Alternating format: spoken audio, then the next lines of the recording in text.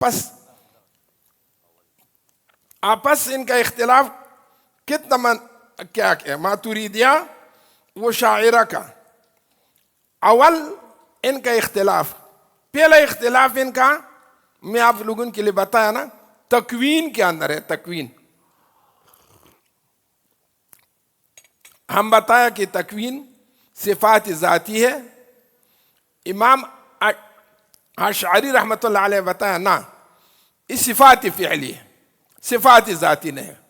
ان کے ساتھ 7 صفات ذاتی ہے، ہم کا سامنے 8 صفات ذاتی ہے. ایک اختلاف ان کا تکوین کے اندر ہے، پہلا اختلاف ان کا تکوین کے اندر ہے. دوسری اختلاف امام ماتوریدی رحمۃ اللہ علیہ امام اشعری رحمۃ اللہ علیہ کے اندر میں اختلاف میں وہ کیا ہے؟ سمع ہے. امام اشعری رحمۃ اللہ علیہ بتایا کہ اللہ کا بات کان کے لیے آئے گا، انسان کا طاقت ہے کہ وہ اللہ کا بات سنے گا. دلیل کیا ہے؟ وَكَلَّمَ اللَّهُ مُوسَىٰ تَكْلِيمًا. امام اشعری کا یہ دلیل ہے. سمع کے اندر خلاف ہے. امام ابو منصور ماتوریدی رحمۃ اللہ علیہ بتایا نا اللہ کا بات کا سمع مسموعات سے نہیں ہے، چنانچہ اللہ قدیم ہے، اس کا کلام بھی قدیم ہے. امام ماتوریدی بتایا کہ نہ، کلام الہی کسی کا طاقت نہیں ہے سننا، چنانچہ اللہ کا دیکھنا لا تدرکہ الابصار وہو یدرک الابصار. یا اللہ پاک موسیٰ علیہ السلام کے لیے بتایا مثال رب ارنی لن ترانی، کس طرح ذات قدیم ہے، اس کا سمع و صفات بھی قدیمہ ہے. آپ کا طاقت نہیں ہے سمع کلام الہی. سمع کے اندر میں ان دونوں کا اختلاف ہے. امام اشعری رحمۃ اللہ علیہ کا ارشاد ہے کہ کلام الہی مسموع ہے، مسموع یعنی لوگ سنے گا. امام ابو منصور ماتوریدی رحمۃ اللہ علیہ کا عقیدہ یہ ہے کہ نہ، کلام الہی کا سمع نہیں ہے. چنانچہ نبی علیہ السلام کے پاس جبریل امین آیا نا، جبریل امین کبھی دحیۃ الکلبی کا شکل پہ آئے گا، کبھی ملک کا شکل پہ آئے گا، کبھی ایک انسان. صحابہ کرام پوچھا کہ وحی کس طرح آئے گا؟ نبی علیہ السلام بتایا کہ سلسلۃ الجرس، وہ کیا نہیں، شرنگ شرنگ شرنگ شرنگ زنجیر طرح آواز سنگلنے، اس طرح آواز میں، لیکن اس سے میں اخذ کرے گا. یا دوی نحل، یہ مکی کا آواز نہیں جمع ہو جائے گا، اس طرح آواز آئے گا، لیکن وہ جبریل کا آواز ہے، اللہ کا آواز نہیں ہے نا. مسموعات قول جبریل مسموعات سے ہے. قول اللہ تبارک و تعالی ہم کا مذہب یہ ہے کہ مسموعات سے نہیں ہے. اشعری بتایا کہ نہ، اللہ کا قول مسموعات سے ہے، سنے گا آدمی، بالکل اللہ کا بات لوگ سنے گا. دوسرے ہو گیا. ابھی تیسرے کا کیا ہے اختلاف؟ تیسرے مسئلہ کا اختلاف میں کس چیز کے اندر ہے؟ قال الماتوریدی صانع العلم عالمی موصوف بالحکمت سواء كانت حکمت بمعنى العلم بمعنى الاحکام. اللہ تبارک و تعالی ہے نا صانع عالم، موصوف بالحکمت، اللہ کا صفت حکیم ذات ہے. ہم بتایا نا اللہ حکیم ذات ہے. وقال الاشعری ان كانت الحکمت بمعنى العلم فهي صفت ازلیت، بات کوئی صفت ازلی. انہیں صفت ازلی کے اندر میں کیا کیا؟ صانع العالم، صانع نے صفات ذاتی کے اندر صانع بتایا. اللہ تبارک و تعالیٰ کا صفت ذاتی ہے، وہ ہم بتایا نا یہ صفت فعلی ہے، یہ فعلی صفت فعلیہ سے ہے. یہ صانع کی بودن کے اندر میں دونوں کا اختلاف ہے. تیسری اختلاف ہو گیا نا. چوتھا اختلاف میں ان دونوں کا، چوتھا اختلاف میں ہے ماتوریدی ان اللہ یرید بجمیع الکائنات جوہرا او عرضا طاعتا او معصیتا. جمیع الکائنات ان اللہ تعالی یرید ارادہ باری تعالی، معصیت کے ساتھ بھی ہے اور نیکی کے ساتھ بھی ہے. لیکن ارادہ بندہ ادھر میں مقدم ہے، فوراً ارادہ اللہ اس کے ساتھ ہے. ارادہ کے اندر اللہ تبارک و تعالی صفت الارادہ ہے نا، ان کے اندر امام اشعری رحمۃ اللہ علیہ، امام ابو منصور ماتوریدی رحمۃ اللہ، وقال الاشعری ان رضا اللہ و محبت شامل جمیع الکائنات کا ارادتہ. اللہ تبارک و تعالیٰ کا رضا و محبت شامل ہے جمیع الکائنات کا ارادتی. کس طرح ارادہ؟ نہ ہم بتائیں نا اللہ برائی کے ساتھ محبت نہیں ہے، ہاں وہ بتائے محبت الہی ہر چیز کے ساتھ ہے، یہ پرتو محبت الہی ہے. ہم بتائیں نا اللہ لا يحب الفساد، اللہ فساد اللہ کے لیے قبول نہیں ہے. یہی چیز کے اندر میں، کائنات کے اندر میں، پیدائش کے اندر میں، ان کے اندر میں ہم ان کا اختلاف ہے. ہم بتائیں ہر چیز اللہ کا ارادہ، اللہ تبارک و تعالیٰ کا مشیت، انہوں نے بتایا نہیں اللہ کا محبت کے ساتھ پیدا ہو جائے. فس اللہ تبارک و تعالیٰ لا يحب المفسدین، فساد اللہ کے لیے محبوب نہیں. اس کے اندر یہ دونوں کا چوتھا مسئلہ یہی ہے. اور پانچم مسئلہ اختلافی درمیان اشاعرہ مشاعرہ تکلیف ما لا یطاق، تکلیف ما لا یطاق لیس بجائز عند الماتوریدی. طاقت نہیں ہے، نماز کڑا نہیں ہے نا، مجبور نہ کرو کہ آدمی لنگڑا ہے اس کے اوپر میں لا یکلف اللہ نفسا الا وسعها. ہم بتایا کہ تکلیف ما لا یطاق جائز نہیں ہے. اور کیا بتایا؟ وتحمیل ما لا یطاق عندہ جائز. امام اشعری رحمۃ اللہ علیہ بتایا تکلیف ما لا یطاق جائز ہے. وہ بھی اس طرح نہ کیا کہ عام لازم ہے، جائز ہے. تکلیف ما لا یطاق ایک آدمی کا طاقت نہیں ہے، اس کے اوپر ایک اللہ ایک چیز ڈالے گا، وہ بتایا کہ یہ جائز ہے. ابو منصور ماتوریدی بتایا کہ نہ، تکلیف ما لا یطاق جائز نہیں ہے. یہ پانچم مسئلہ اختلافی یہی ہے. السادس اختلاف، چھٹا اختلاف کس چیز کے اندر میں ہے؟ قال الماتوریدی بعض الاحکام متعلق بالتکلیف معلوم بالعقل لأن العقل يدرك بها حسن بعض الاشیاء وقبحها. بعض احکام ہم عقل کے ساتھ تعلق ہے، ہم کیا شرع کے ساتھ، دونوں کا مکس کرنا لازم ہے. واشعریت ہوئی.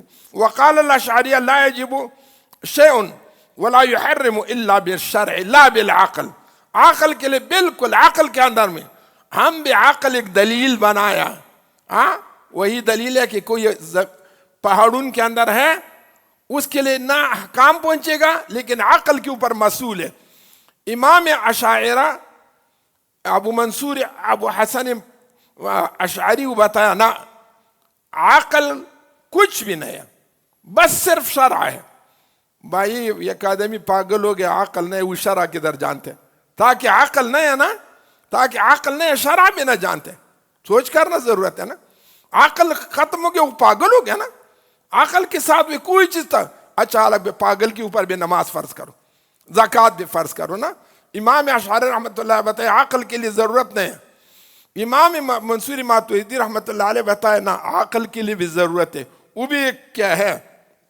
دلیل ہے ادلہ شرع سے. ساتوم اختلاف ماتوریدہ قد یسعد الشقی و قد یشقی السعید. بدبخت حدیث شریف نے سنے ہمیشہ جنت کا کام کرے گا، اس کا جہنم کے اندر اتنا باقی ہو گیا جگہ، اچانک سعادت اس کے اوپر آگے ہو گیا، جنت پہ داخل ہو گیا. ایک آدمی سب عمر برائی کرے گا لیکن اچانک اللہ تب اتنا جگہ اس کا جہنم کے درمیان ہے، اچانک اس کا اوپر نیکی غالب ہو جائے گا، جنت پہ داخل ہو جائے گا. یہ امام اشعری رحمۃ اللہ علیہ کا قول ہے. ماتوریدی یسعد الشقی وقد یشقی الشقی سعید، کبھی وقت بدبخت نیک ہو جائے گا، کبھی وقت نیک بخت بدبخت ہو جائے گا. وقال الاشعری لا اعتبار بالسعادة والشقاوة الا عند الخاتمة. بس خاتمہ ایمان کے ساتھ ہو گیا بس صحیح ہے، ورنہ سعادت و شقاوت کا کوئی ویلو نہیں ہے، کوئی دلیل نہیں ہے۔ ہم بتایا نا، سعادت و اللہ تبارک و تعالیٰ کسی کے لیے سعادت دیتے ہیں، نیک بخت کرے گا، وہ آخری زمانہ بھی نیک بخت ہو جائے گا۔ آٹھوم، قال الماتوریدی العفو عن الکفر لیس بجائز عقلا، بالکل کافر کے لیے عفو نہیں ہے۔ ہم کا مذہب ماتوریدیہ کا یہ ہے۔ وقال الاشعری يجوز عقلا لا سمان، لیکن یہ تعارض دیکھو، ادھر بتائے عقل کے اعتبار نہیں، ادھر میں عقل واپس معتبر کیا۔ وقال الاشعری يجوز عقلا لا سمان، عقل تقاضا ہے کہ کافر کے لیے بخشش کرو۔ دوسری مسئلہ یہ ہے، ایک آدمی 60 سال کفر کرے گا، مر جائے گا کفر کے ساتھ میں، عقل کا تقاضا یہ ہے کہ 60 سال اس کے لیے عذاب دے دو، واپس نکالو نا، گناہ کیے اتنا عذاب بھی دے دو۔ لیکن ہم بتائیں اس کے اگر 60 سال نہ کہ 100 سال اس کا عمر ہو گیا، اس کا عقیدہ کفر کا ہے، وہ ٹھیک نہ ہو جائے گا۔ فلہذا کافر کے لیے عفو نہیں ہے، نہ شرعن نہ عقلاً۔ ابو الحسن اشعری رحمۃ اللہ علیہ بتایا نا، عقلاً ہے، عفو ہے، عقل کا تقاضا ہے کہ 60 سال نے کفر کیا، 60 سال عذاب دے دو، بس جنت پہ داخل کرو خلاص۔ لیکن ہم بتایا نا، ان اللہ تبارک و تعالی ہر گناہ بخشش کرے گا، لیکن شرک بخشش نہ کرے گا اللہ تبارک۔ دوسری ان کا اپنا تعارض دیکھو، ہم بات کے اندر نہیں، پہلا عقل نہ مانتے ہیں، عقل کے لیے کوئی ویلو نہیں ہے، کوئی اعتبار نہیں ہے، لیکن ادھر میں بعد میں عقل کے لیے اعتبار دیا۔ دوسری مسئلہ ہے، امام ماتوریدی رحمت اللہ علیہ بچپن سے اہل سنت ہے۔ امام اشعری رحمت اللہ علیہ 40 سال سے بعد اہل سنت ہو گیا، اس سے پہلا معتزلی 40 سال بعد نے رسول اللہ صلی اللہ علیہ وسلم خواب پہ دیکھے، فوراً نبی علیہ السلام کا بات قبول کیا، مذہب معتزلہ نے چھوڑ دیا، مذہب اشاعرہ شروع کیا۔ طبعاً انسان ہمیشہ کے لیے ایک عادت ہے، اس کے اوپر میں اثر باقی ہو جائے گا نا، اثر اعتزال کے لیے کچھ نہ کچھ اس کا رجحان ہے، معتزلیت کے لیے کچھ نہ کچھ امام اشعری رحمت اللہ علیہ کا رجحان تھوڑا معتزلیت کے لیے بھی ہے۔ نوم مسئلہ اختلافی، الماتوریدیہ تخلید المؤمن فی النار و تخلید الکافر فی الجنت لا يجوز عقلا ولا سماعا۔ تخلید مومن فی النار، ہمیشہ کے لیے مومن جہنم کے اندر نہ ہے، یہ عقیدہ اہل سنت کا ہے، ابد اس کے پیچھے نہ ہے۔ وہ تخلید الکافر اور خلود کافر، بالکل کافر جنت پہ داخل نہ ہو جائے گا، لا يجوز، بالکل جائز نہیں ہے، عقلاً او شرعاً۔ تخلید المومن فی النار، مومن جہنم پہ داخل ہو جائے گا، لیکن کافر کبھی جنت پہ داخل نہ ہو جائے گا، بالکل۔ مومن دیکھو نا، جہنم کافر کا جگہ ہے، لیکن مومن داخل ہو جائے گا جہنم کے لیے گناہ کا واسطہ، لیکن جنت مسلمان کا جگہ ہے، مسلمان کا جگہ، ایک دن کے ایک لمحہ کے لیے کافر کا جگہ نہیں ہے۔ مومن جہنم کے اندر ہے لیکن ہمیشہ نہیں ہے، کچھ ٹائم ہے، واپس شفاعت رسول اللہ صلی اللہ علیہ وسلم کے ساتھ نکلے گا۔ نوہم مسئلہ اختلافی خلود کا ہے، خلود مومن، خلود کافر اس کے اندر ہے۔ 10واں مسئلہ بعض المطارد الاسم والمسمى واحد، اللہ معین الدین چشتی رحمت اللہ علیہ کے شعر پڑھے فارسی، میان اسم و مسمى چو فرق نیست ببین، میان اسم و مسمى چو فرق نیست ببین۔ اسم اللہ، اسماء ذاتیہ باری تعالی، اسم و مسمى ایک ہے، اسم و مسمى ایک چیز ہے، فرق نہیں ہے۔ معین زی گفتن نامت ملول کی شود کہ ملالت از نام خدا از خدا۔ بتایا اللہ کا نام سے ہم کبھی پریشان نہ ہو جائے گا، اگر اللہ کا نام سے ہم پریشان ہو جائے گا بعد میں اللہ سے ہم پریشان ہو جائے گا۔ ہم ماتوریدیہ بتایا کہ اسم مسمى واحد، یہ عقائد کا مسئلہ ہے ہم کا. اللہ کا اسم مسمى ذات باری تعالیٰ، یہی اسم اللہ ایک ہے. اللہ کون ہے؟ اللہ ہے. اللہ کون ہے؟ وہی ذات ہے، فرق نہیں ہے دونوں کی. ومنهم من قسم الاسم الى 3 اقسام وقال الاشاعرة بالتغایر بینهما وبین التسمیہ. اللہ کا اسم الگ ہے، اللہ کا ذات الگ ہے. اسم اللہ کے اندر میں اختلاف ہے. ہم کے سامنے اسم اللہ ایک چیز ہے. میان اسم مسمى چو فرق نیست ببین. میان اسم مسمى چو فرق نیست ببین. معین الدین چشتی رحمت اللہ علیہ کا قول ہے اسم مسمى کے درمیان کوئی فرق نہیں. اشاعرہ بتایا نا اسم الگ ہے، ذات الگ ہے. ذات الگ ہے. 11واں مسئلہ اختلافی. الماتوریدیہ الذکور شرط فی النبوت. باید کے نبی ہے وہ مذکر ہے، مرد ہے. خواتین کے اندر نبی نہیں ہے. کچھ اختلاف موجود ہے. بعض لوگ کا عقیدہ ہے آسیہ رضی اللہ تعالیٰ عنہ، وہ مریم رضی اللہ تعالیٰ عنہ، اس کے اندر میں کچھ لوگ نے رجحان دیا کہ دونوں نبی ہیں. لیکن موسیٰ علیہ السلام کا والدہ مریم رضی اللہ تعالیٰ عنہ، یہ آسیہ رضی اللہ تعالیٰ عنہ، یہ بتایا کہ یہ انبیاء ہے. لیکن اہل سنت جماعت کا عقیدہ ہے کیا؟ قال الذکورۃ شرط فی النبوۃ حتی لا یجوز ان یکون الانثى نبیا.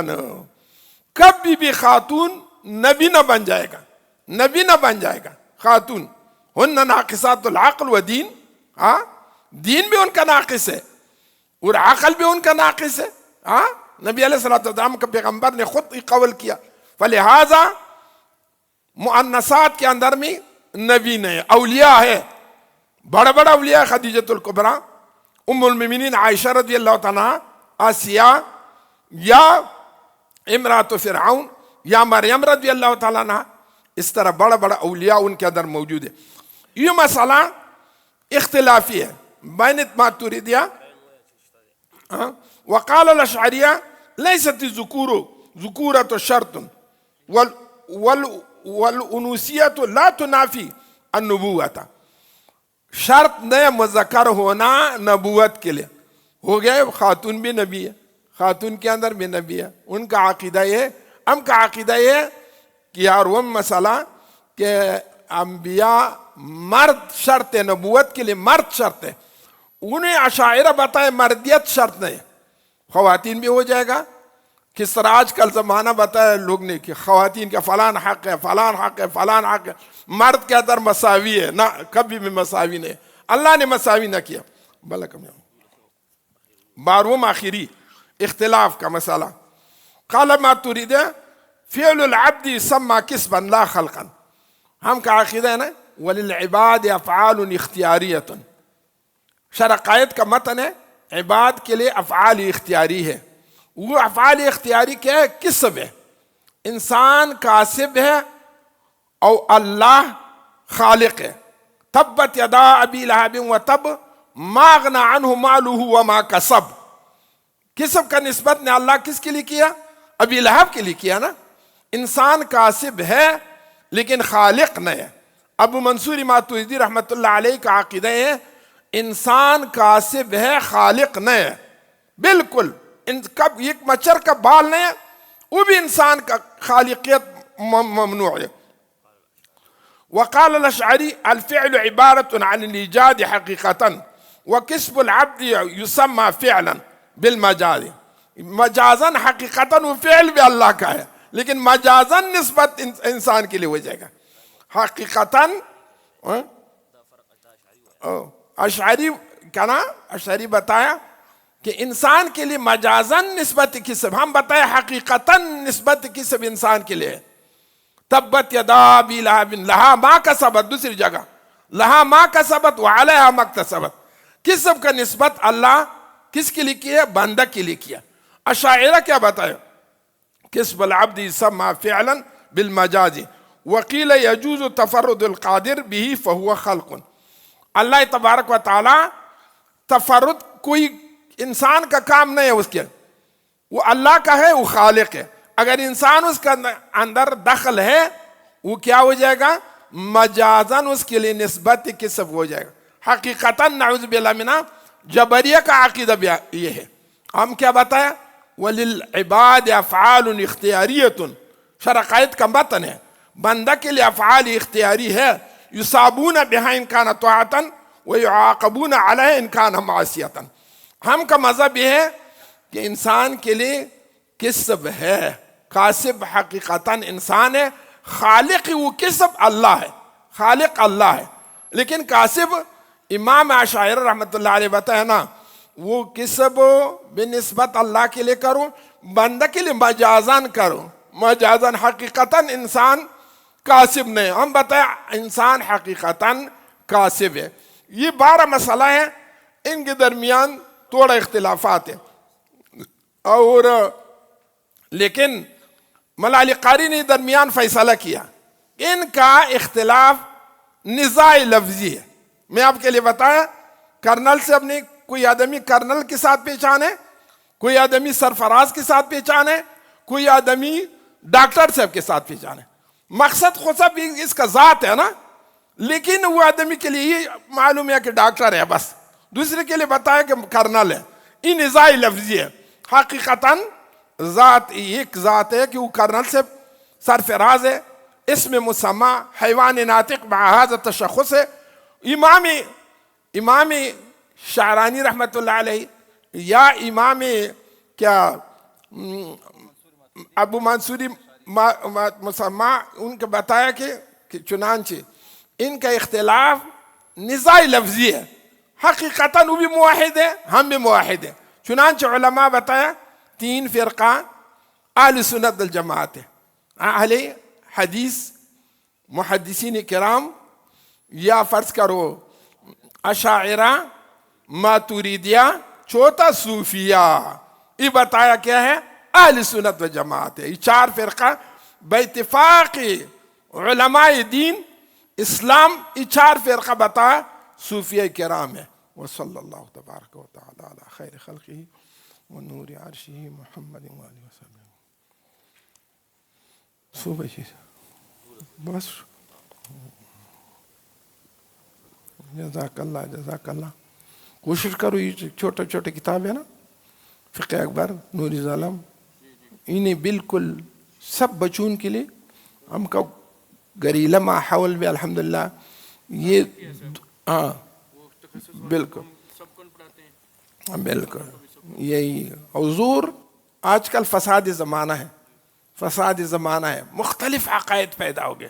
یہی اہل سنت الجماعت آپ سنیں، صراط مستقیم ماتوریدیہ یا اشاعرہ ہے، یہی ہے، یا صوفیہ کرام ہے، یا وہی محدثین اہل حدیث ابھی نا، وہی محدثین کی وہ محمد بن اسماعیل، یا فرض کرو ترمیزی ملاسم، ابو عیسیٰ، یا فرض کرو مسلم شریف، یا نسائی، وہی اصل اہل حدیث وہ لوگ ہیں. یہ اہل ہوا ہے. آج کل اہل حدیث اہل ہوا ہے، اہل حدیث نہیں ہے. نام اہل حدیث رکھیں لیکن حقیقتاً اہل ہوا ہے. ان کا خواہشات دین نے اپنا خواہش کے لیے تابع کیا. لیکن یہ انسان اگر جامع عالم بن جائے گا، خصوصاً ماشاءاللہ میں گیا مولانا سے فضل سبحان کا مدرسہ کچھ پہلا مردان گئے، وہاں ادھر وہ ابھی بھی منطق بالکل مرزا جلال نے درس کے نیچے اس کا یہی جو استثناء کا جگہ میرا یاد ہے، میں بیٹھے اس کا سنے، یہی منطق کے لیے بھی کچھ نہ تاکہ دلائل اب لوگوں کے لیے عقلی بھی معلوم ہو جائے گا. وہ عقلی نقلی دونوں ایک جگہ ہو جائے گا، ماجون فلاسفہ بن جائے گا. اگر ایک چیز ہے عقل اکیلا ہے، فلسفہ ہو جائے گا، انسان فلسفی ہو جائے گا. عشق محضہ ہے، انسان بھی گمراہ ہو جائے گا. بلکہ وہ منطق وہ حکمت بھی اس نیت پہ پڑھو کہ میں قرآن کریم کا خدمت کرے گا، اس کس طرح صرف و نحو ہم پڑھے گا، وہ بھی اس طرح علم ہے. بغیر صرف و نحو کوئی مسئلہ حل نہ ہو جائے گا، عبارت مشکل ہے نا. اس طرح علم کلام کے لیے شرط منطق و حکمت بھی شرط ہے. صلی اللہ تبارک و تعالی.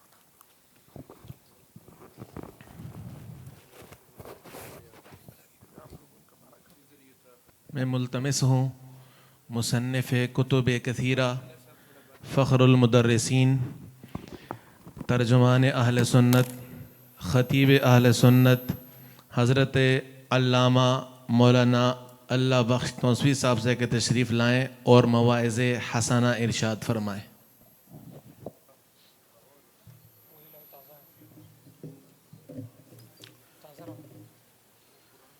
بسم اللہ الرحمن الرحیم، نحمده ونصلي ونسلم على رسول الكريم، اما بعد، فاعوذ باللہ من الشیطان الرجیم، بسم اللہ الرحمن الرحیم۔ لیس کمثلہ شیء، صدقت یا رب العالمین وبلغتنا یا رحمة للعالمین۔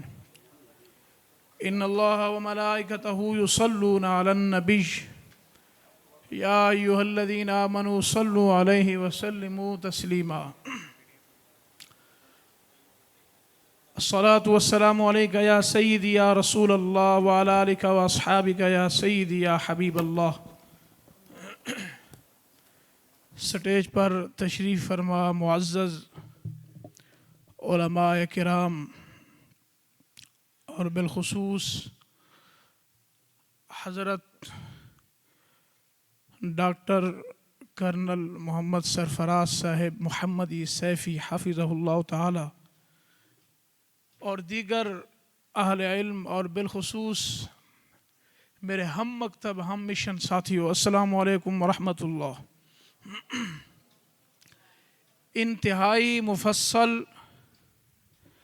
اور محقق، مدلل اور مبرہن خطاب لاجواب آپ نے سماعت فرمایا ہے۔ میرے خیال میں اس پر مزید گفتگو یہ طوالت ہی ہوگی۔ میں الحمدللہ کافی عرصے سے پڑھا رہا ہوں درس نظامی، لیکن آپ یقین کریں کہ شرح عقائد کا متن کیا، انہوں نے مکمل شرح بھی ہمیں سنا دی ہے، تقدیر کے مسائل کھل کر بیان فرمائے، اور اس پر جتنے اشکالات تھے اشکالات کے جوابات، تحقیقی جوابات دیے الحمدللہ۔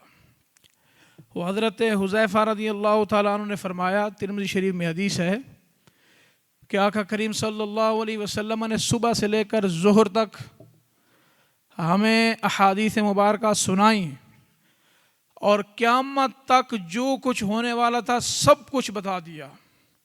حافظہ من حافظہ وناسیہ من ناسیہ۔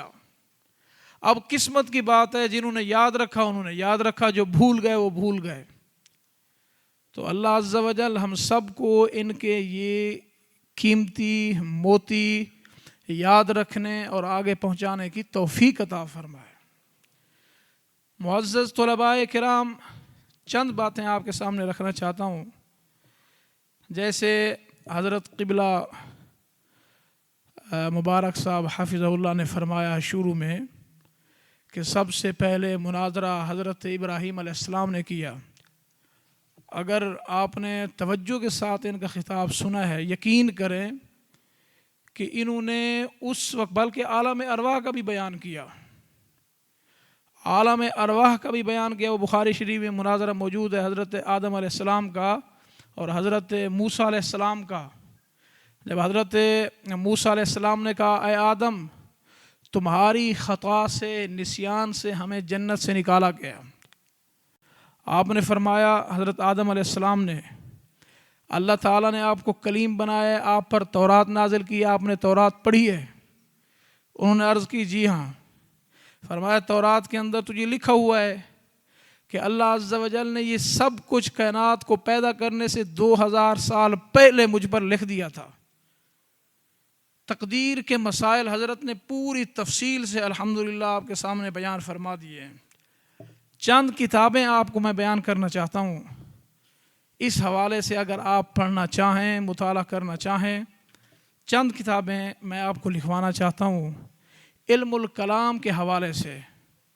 ویسے یہ انتہائی دقیق فن ہے اور پیچیدہ فن ہے۔ اگر کوئی ماہر استاد آپ کو نہ ملے، جیسے حضرت اپنی گفتگو میں فرما رہے تھے، بندہ زندیق بھی بن سکتا ہے اور بھٹک بھی سکتا ہے، اور کئی بھٹک بھی گئے ہیں۔ حضرت امام فخر الدین رازی رحمۃ اللہ تعالیٰ علیہ کے بارے میں مشہور ہے، بلکہ یہ امام تاج الدین سبکی نے بھی لکھا ہے کہ وفات کے وقت جب ان کی روح قبض ہونے لگی، شیطان آیا اور کہا تم اللہ کو ایک مانتے ہو؟ فرمایا جی ہاں۔ اس نے کہا دلیل؟ آپ نے ایک دلیل دی، دوسری دی، تیسری دی، حتیٰ کہ 70 دلائل دیے، بچ نہ سکے۔ آپ کے پیر و مرشد اس وقت کام آئے اور انہوں نے فرمایا راضی اس کو کہے میں اللہ کو ایک مانتا ہوں، بغیر دلیل کے ایک مانتا ہوں۔ تو جب تک کامل مرشد نہ ہو، کامل راہبر نہ ہو، کامل رہنما نہ ہو، تب تک اس فن میں خود غور و خوض کرنا یہ انسان کے لیے تباہی اور ہلاکت کا سبب بن سکتا ہے۔ یہ میرے پاس کتاب ہے، ذرا آپ اس کی زیارت فرمائیں۔ تأسیس التقدیس اس کا نام ہے۔ یہ حضرت امام فخر الدین رازی رحمہ اللہ کی لکھی ہوئی ہے، یہ بازار سے مل جاتی ہے۔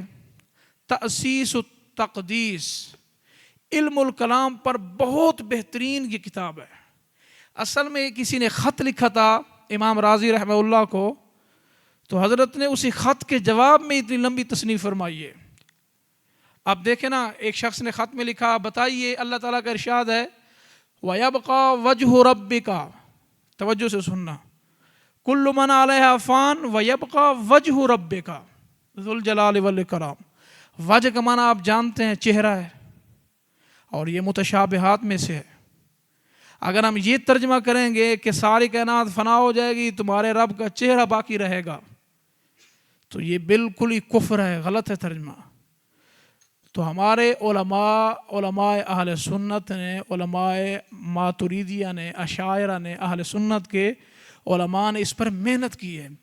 مثلا یہاں امام رازی نے لکھا ہے وَيَبْقَى وَجْهُ رَبِّكَ کا معنی ہے وَيَبْقَى ذَاتُ رَبِّكَ، تیرے رب کی ذات باقی رہے گی۔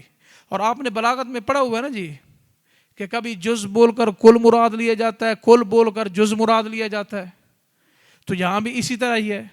اسی طرح قرآن پاک میں استعمال ہوتا ہے لفظ فَأَيْنَمَا تُوَلُّوا فَثَمَّ وَجْهُ اللَّهِ يَدُ اللَّهِ فَوْقَ أَيْدِيهِمْ وَمَا رَمَيْتَ إِذْ رَمَيْتَ وَلَكِنَّ اللَّهَ رَمَى۔ الغرض بہت سارے ایسے افعال ہیں، جیسے علامہ صاحب مثال دے رہے تھے الرحمن علی العرش استوى۔ اب استوا کا معنی یہ نہیں ہے کہ اللہ تعالیٰ عرش کے اوپر مستوی ہو گیا، برابر ہو گیا، معاذ اللہ، یہ تو کفری ترجمہ ہے۔ تو اس لیے آپ کو یہ ضرورت پڑے گی علماء کی، تاکہ صحیح معنوں میں آپ کو قرآن مجید کا فہم نصیب ہو، ورنہ بندہ گمراہ ہو سکتا ہے۔ آپ کو پتہ ہونا چاہیے اللہ تعالیٰ جہت سے پاک ہے، اللہ تعالیٰ مکان سے پاک ہے، ہر نقص سے رب ذوالجلال پاک ہے۔ اچھا، ایک یہ کتاب ہے، اسی طرح ایک اور کتاب ہے، حضرت اشارہ فرما رہے تھے کتاب التوحید، اس کے مصنف خود امام اہل السنہ عالم الہدا حضرت امام ابو منصور ماتریدی رحمہ اللہ، بڑی ضخیم کتاب ہے یہ، اور یہ صرف منقولات سے نہیں معقولات سے بھی بھری ہوئی ہے۔ یہ کتاب آپ کو اردو بازار میں مل جائے گی، یہاں پاکستان سے بھی ابھی یہ چھپ چکی ہے یہاں سے، ویسے پہلے ابھی یہ ازبکستان سے چھپی ہے، یہاں سے بھی ہمارے پاکستان سے بھی یہ کتاب چھپ چکی ہے۔ اور سب سے بڑی اس پر آپ کے لیے رہنما کتاب جو ہے نا، پہلی بار چھپی ہے بڑے عرصے بعد، نایاب رہی ہے۔ علامہ غلام رسول سعیدی صاحب رحمہ اللہ نے لکھا ہے میری خواہش تھی کہ میں اس کتاب کو اپنی تفسیر تبیان القرآن میں استعمال کرتا، لیکن میں نہیں کر سکا۔ وہ کون سی کتاب ہے؟ امام ابو منصور ماتریدی رحمہ اللہ، امام اہل سنہ عالم الہدا، آپ کی قرآن پاک کی تفسیر تاویلات و اہل سنہ، یہ 12 جلدوں میں ابھی چھپی ہے۔ الحمد سے لے کر والناس تک یہ خود اس عظیم امام نے تفسیر فرمائی ہے. یہ کتاب ہمارے پاس ہونی چاہیے. اسی طرح ایک اور کتاب ہے ابھی ماضی قریب کے علامہ شامی کے کلاس فیلو ہیں ایک بزرگ لکھنے والے، المنہل السیال الدافع لما نشأ من الخلاف بین الاشعریتی والماتریدیتی من الاشکال. بہت بہترین یہ کتاب ہے. اسی طرح ایک اور کتاب ہے، یہ احیاء العلوم کے اندر موجود ہے، کتاب العقائد، بلکہ اسی سے ہی کتاب احیاء العلوم شریف شروع ہوتی ہے. امام غزالی کے حالات میں لکھا ہے، ایک بزرگ فرماتے ہیں کہ میں نے خواب میں سید عالم صلی اللہ علیہ وسلم کی زیارت کی، میں نے دیکھا آپ کے ہاتھ میں احیاء العلوم شریف تھی. آپ ایک بزرگ کو فرما رہے ذرا مجھے پڑھ کر سناؤ غزالی کی یہ کتاب. تو میں نے عرض کی حضور کہاں سے سناؤ؟ فرمایا مجھے کتاب العقائد سناؤ. وہ کتاب العقائد اسی احیاء العلوم میں موجود ہے، بڑی بہترین کتاب ہے، امام غزالی نے لکھی، اسی کے اندر موجود ہے. اسی طرح الاشارہ فی علم الکلام امام رازی کی ہے، امام ابراہیم بیجوری کی ہے، کفایت العوام. اور ان سب سے پڑھ کر آپ چونکہ طالب علم ہیں، آپ پڑھتے ہیں ایک مشہور کتاب علم العقائد میں شرح عقائد. یہ العقائد کا متن ہے، العقائد امام نصفی کی ہے، شرح عقائد علامہ تفتزانی کی ہے. اس کو اچھے طریقے سے پڑھیں، اس کی جتنی بھی شروحات دستیاب ہیں ان کو پڑھیں. اور اس کی سب سے بہترین شرح علامہ عبدالعزیز پرہاروی رحمہ اللہ کی ہے، النبراس. بہت بہترین شرح یہ. اور ابھی یہ شرح آپ کے پاکستان میں بھی چھپی ہوئی ہے، مل جاتی ہے. علامہ عبدالعزیز پرہاروی کے بارے میں تو آپ جانتے ہیں، ہمارے علاقے کھوٹدو کے ہیں. 32 سال کی عمر میں یہ فوت ہو گئے تھے.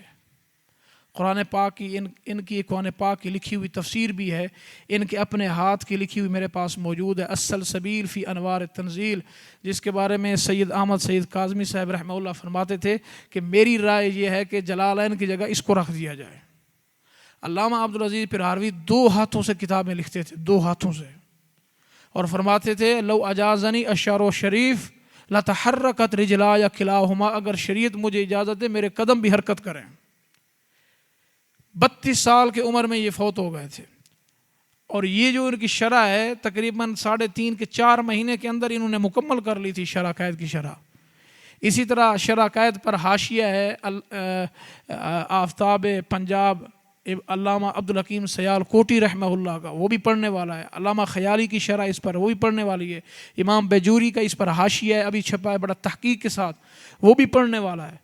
تو شرح عقائد کی جتنی شروحات دستیاب ہیں ان کو احسن طریقے سے یاد کیا جائے. جیسا کہ حضرت مبارک صاحب حافظ اللہ فرما رہے تھے فقہ اکبر کے بارے میں. فقہ اکبر حضرت سیدی امام اعظم ابو حنیفہ رضی اللہ تعالیٰ عنہ کا مختصر رسالہ ہے علم الکلام میں، علم العقائد میں. اور اس کی شرح کی ہے حضرت ملا علی قاری رحمہ اللہ نے. اس کی شرح صرف ملا علی قاری کی نہیں ہے، اور بھی بہت ساری شروحات ہیں، بہت سارے. اور اس ٹائم تقریباً کوئی 10-11 شروحات آپ کو مارکیٹ سے مل جائیں گی. بہت اچھا ہوا کہ اس کتاب کو نصاب میں شامل کر دیا گیا ہے. تو اب دیکھیں عام بندہ جب قرآن پڑھتا ہے تو گمراہ ہو سکتا ہے. جیسے ایک حدیث میں آتا ہے نا، سید عالم صلی اللہ علیہ وسلم کی بارگاہ میں ایک صحابی آئے اور انہوں نے کہا یا رسول اللہ صلی اللہ علیہ وسلم میں نے اپنی باندی کو تھپڑ مارا ہے. وہ بکریاں چرانے کے لیے گئی، تھپڑ مارا اس کو. روتی ہوئی حضور صلی اللہ علیہ وسلم کی بارگاہ میں آئی. آپ نے فرمایا کہ تم نے اس کو کیوں تھپڑ مارا ہے؟ کہا جی یہ بکریاں چرا رہی تھی، اس نے حفاظت نہیں کی، ایک بکریا بھیڑیا اٹھا کے لے کر گیا اور اس نے دیکھا ہی نہیں، اس لیے غصے میں نے تھپڑ مارا ہے. آپ نے فرمایا تم نے ایک مسلمان عورت کو تھپڑ مارا ہے. کہا مسلمان نہیں، یہ تو کافر ہے یا رسول اللہ صلی اللہ علیہ وسلم. فرمایا نہیں مجھے تو مسلمان لگ رہی ہے. پھر اس خاتون کو فرمایا آپ صلی اللہ علیہ وسلم نے بچی بتاؤ این اللہ، اللہ کہاں ہے؟ اب دیکھیں جہت کی طرف اشارہ ہو رہا ہے. این اللہ، اللہ کہاں ہے؟ اس نے کہا فی السماء، آسمان میں ہے. اب یہ ظرفیت بھی ہے، جہت بھی ہے، بہت ساری چیزیں اس کے اندر جمع ہو رہی ہیں. اس کے جوابات دیے ہمارے حضور نے. فرمایا اس صحابی کو تم اس کو آزاد کر دو، یہ تو مومنہ موحدہ ہے. اللہ تعالیٰ جہت سے پاک ہے، اللہ تعالیٰ کے جلوے آسمان میں ہیں.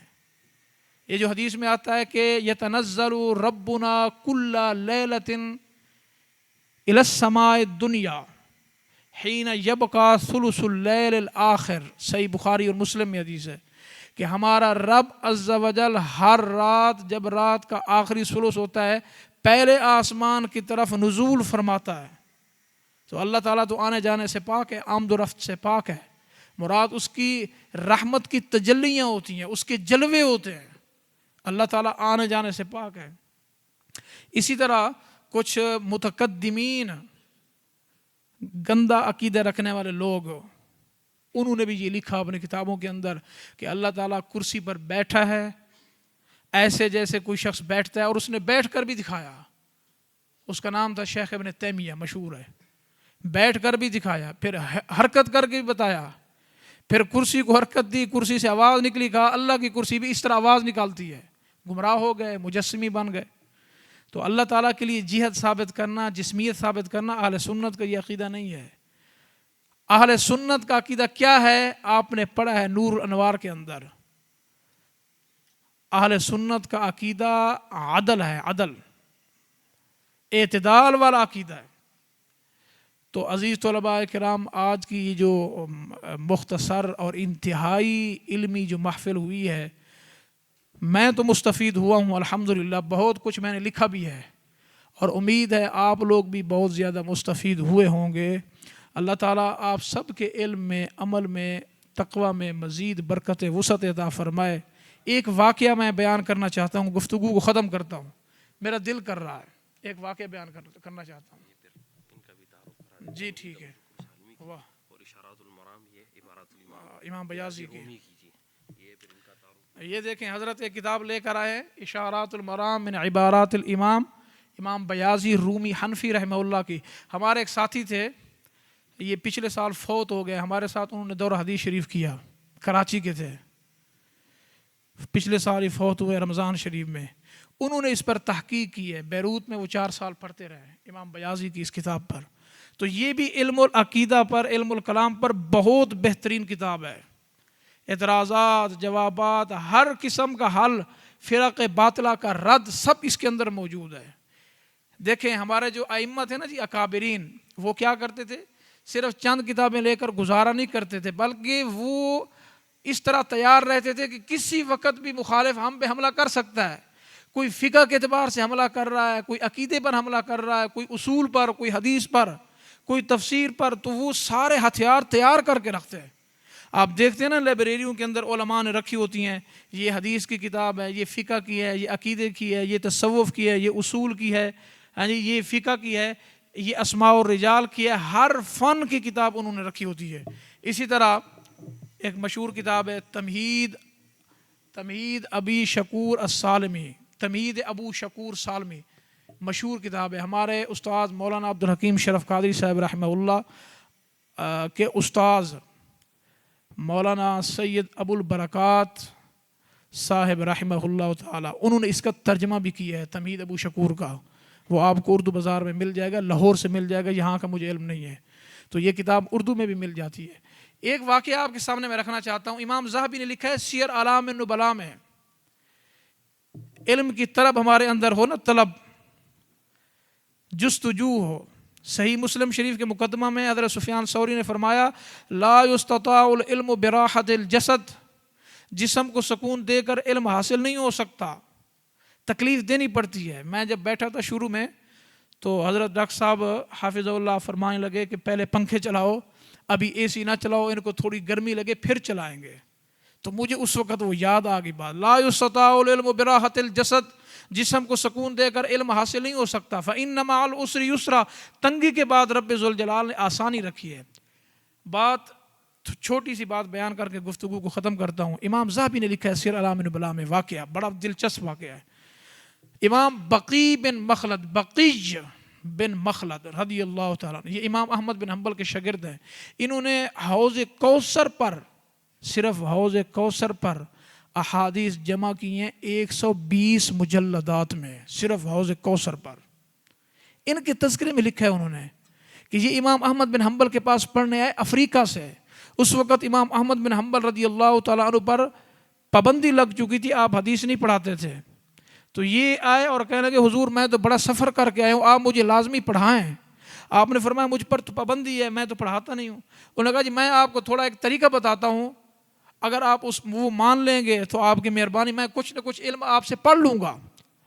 آپ نے فرمایا وہ کیا طریقہ ہے؟ سنیے، یہ ہے شوق، علم کا شوق۔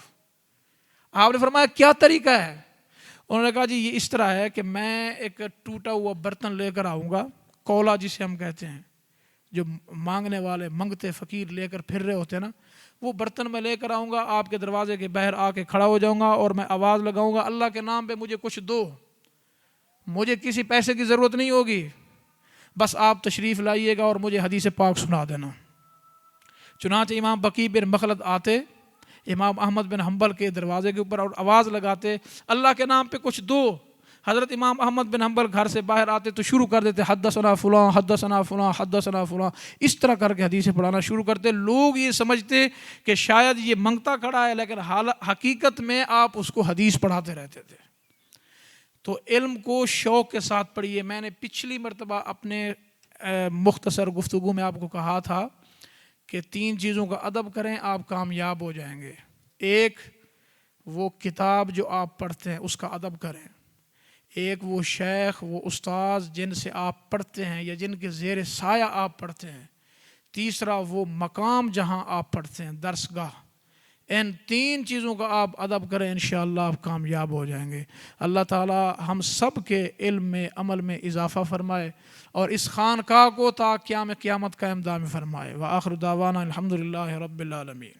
جس طرح آپ نے بچے نے یہ بات کی ہے نا، ابھی علامہ صاحب جو ہیں اللہ بخش توسیع رحمہ اللہ، وہ بھی باتیں فرما رہے تھے، فلاں کتاب، فلاں الفاظ، فلاں یہ فلاں۔ قرآن پاک میں بھی الفاظ ہیں، لیکن قرآن پاک کے اندر میں ان الفاظ کے اندر کی ہدایت وہ نور ہے۔ وہ نور جو ہے جب کسی کے اندر داخل ہو جاتا ہے پھر اس کے اندر گمراہی نہیں آتی، اور وہ نور داخل کرنے کے لیے جو میں نے آج سبق پڑھا ہے وہ میں عرض کر رہا ہوں۔ اللہ نے وہ نور داخل کرنے کے لیے اپنے محبوب کی ذات کے اندر وہ نور ڈال کے بھیجا۔ صحابہ کے اندر وہ نور داخل ہوا تو باہر سے کسی چیز نے ان کو گمراہ نہیں کیا۔ وہی نور جب سینہ بسینہ نسبت میں آتا ہے تو وہ گمراہ نہیں کرتا۔ صرف رسم کے ساتھ نسبت یا پیر کام نہیں آتا، پیر وہ کام آتا ہے جو رسول اللہ صلی اللہ علیہ وسلم کے نور کو طالب کے سینے کے اندر میں ڈال کے رکھ دے۔ دیکھو پانی ہے، اس کے ساتھ شہد رکھنے سے، مٹھائی رکھنے سے، چینی رکھنے سے میٹھا نہیں ہوتا، اندر گھولنے سے میٹھا ہوتا ہے۔ ہم خوش نصیب ہیں جو اس نسبت کے اندر ہیں۔ اس نسبت نے ہمارے نفوس کو اللہ کی معرفت اور پہچان، اس کے اسماء و صفات کے نور کو اندر داخل کرنے سے دی ہے۔ یہ قلب کے اندر جو ذکر ہے، یہ فعل یا صفات کا نور ہے جو ہمارے قلب کے ذریعے نفس تک پہنچتا ہے، اس نفس کو آگی ہوتی ہے، وہ ہے مارنے والا ہے، وہ ہے زندہ کرنے والا، وہ ہے رازق۔ ویسے پڑھتا رہے وہ رازق ہے، لیکن اس کا اندر تو تسلیم نہیں کرتا، اور یہ بندے کو متوکل بھی بنا دے گا، شریعت کے اوپر پابند بھی بنا دے گا، اس کے اوپر احکامات کے اوپر عمل بھی بنا دے گا۔ تو وہ نہ صرف علم کے اندر میں وہ اللہ کی اس ذات کے صفات کو ماننے والا ہوگا، بلکہ ان کے مطابق اپنے آپ کو بندگی میں ڈھالنے والا بھی ہوگا۔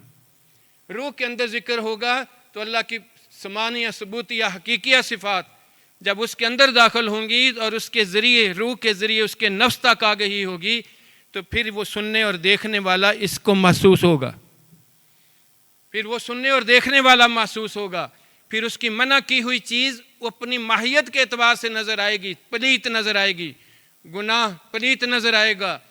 جس طرح ہمارے اندر اگر ہمیں پخانہ اور پیشاب پلیت نظر آتا ہے تو پھر گناہ پلیت نظر آئے گا۔